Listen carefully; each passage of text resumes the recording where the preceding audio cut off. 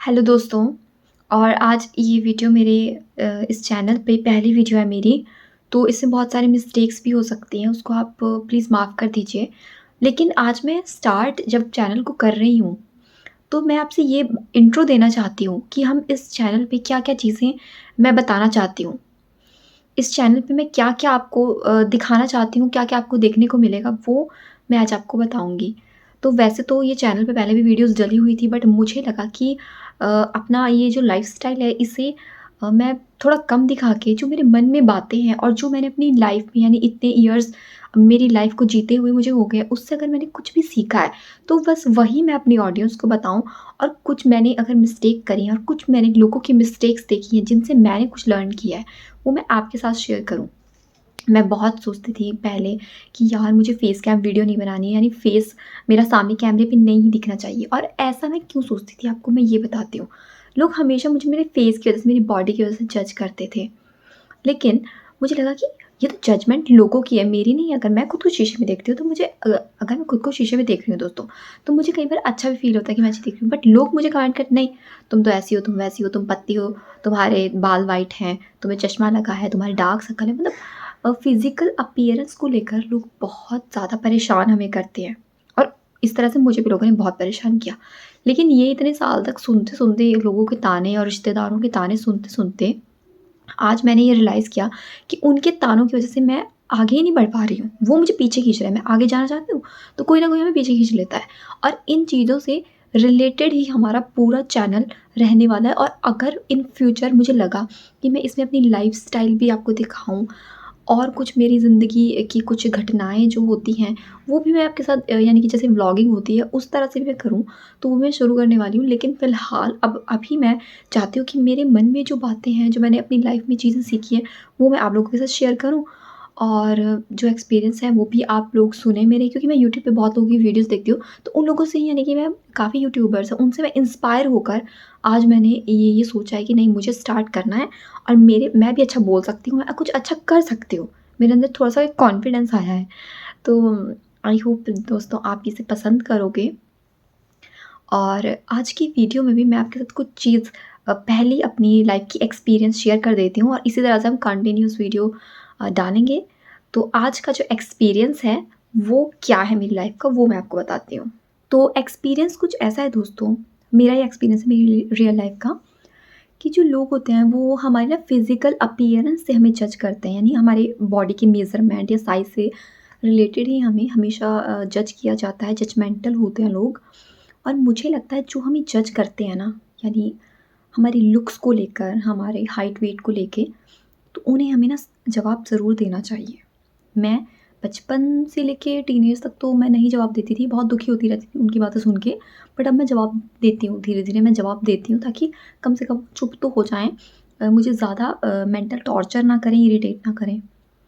तो जो स्टोरी है, वो ये है दोस्तों कि एक जगह मैं काम करती थी, तो वहाँ पर एक हाउसकीपिंग वाली, मतलब मैं तो उनकी ऊँची पोस्ट पे थी मैं, वहाँ पर मतलब उनसे हायर पोस्ट पे थी। तो वो जो हाउसकीपिंग होता है, स्वीपर्स, झाड़ू पोछा लगाते हैं जो, तो मुझे हमेशा मेरे लुक्स को लेकर जज मुझे करती थी। और हमेशा जब भी वो मुझे मिलती थी, यानी वो हमारे वहाँ हॉस्पिटल में तो नहीं थी, वो बाहर दूसरे एरियाज़ पे काम करती, लेकिन जब भी मुझे मिलती थी, तो मेरी बॉडी पे हमेशा कमेंट करती थी, यानी व्हाट, बेटे तुम इतनी सूखी सी हो, बेटे तुम कुछ खाती नहीं हो, बेटे तुम्हारे घर वाले खाना नहीं देते, इस टाइप की वो बातें करते। बिकॉज़ आई एम अंडरवेट और ये बॉडी टाइप मेरा कुछ इस तरह का है कि ईज़िली मेरा वेट गेन नहीं होता, होता भी है तो बहुत ही स्लो प्रोसेस है, होने के बाद वापस से कम बड़ी ईज़िली हो जाता है, बट गेन मुश्किल है।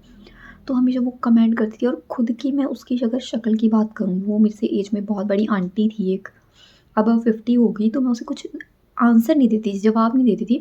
मैं स्माइल करके या हाँ जी करके टाल देती थी।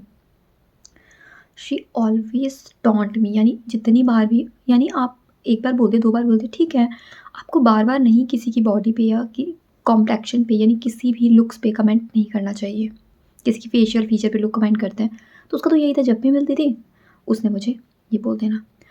तो फिर मैंने सोच लिया था एक बार कि भई अब तो ये मुझे मिलेगी ना अगर, तो मैं उसको छोड़ने वाली नहीं हूँ। तो फिर वो आंटी एक बार मुझे मिली।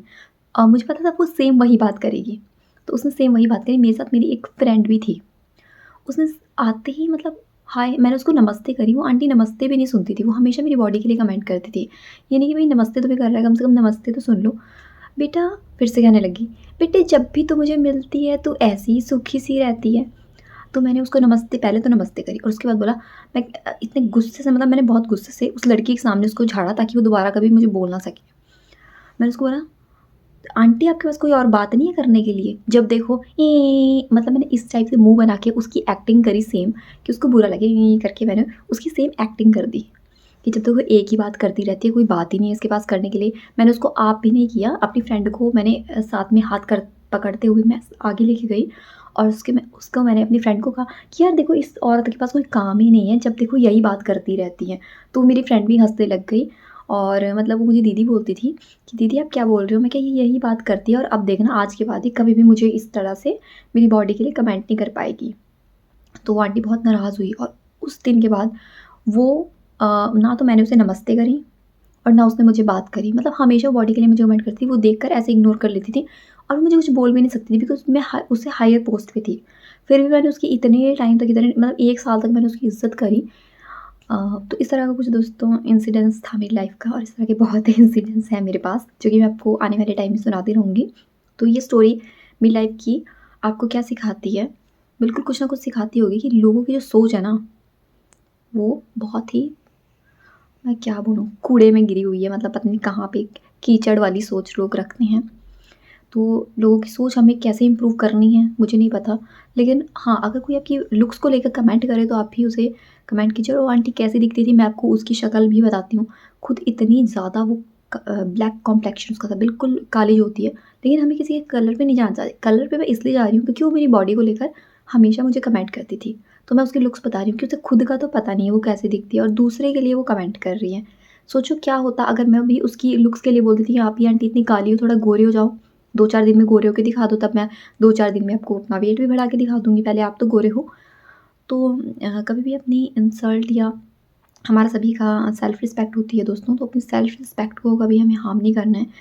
और छोटे बच्चे होते हैं वो तो इस तरह का टॉर्चर सुनते रहते हैं, बहुत कम बच्चे होते हैं जो जवाब दे देते हैं। लेकिन मैं टीनेज तक और अपने कॉलेज टाइम यानी काफ़ी लंबे टाइम तक मैंने ये सब सुना।